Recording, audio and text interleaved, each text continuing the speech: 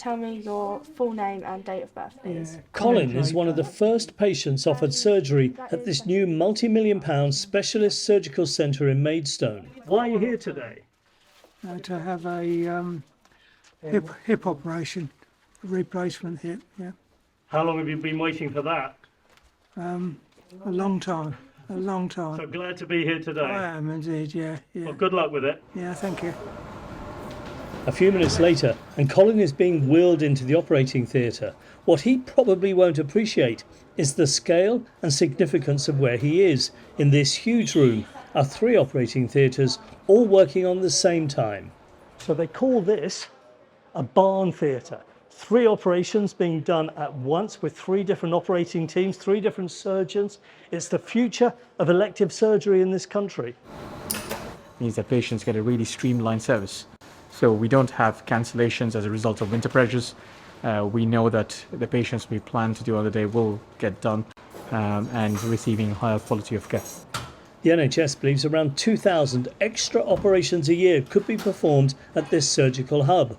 It will offer care for patients having planned orthopaedic surgery for things like arthritic conditions and injuries affecting bones and joints.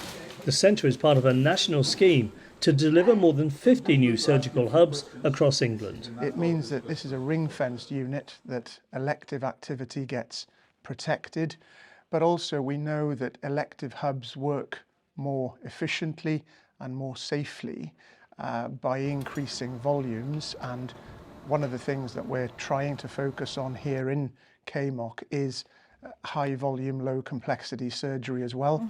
Are you ready? Yeah. Push forward now. Alongside the surgery teams are specialists making sure patients are ready to go home as soon as possible, typically within 24 hours, sometimes on the same day.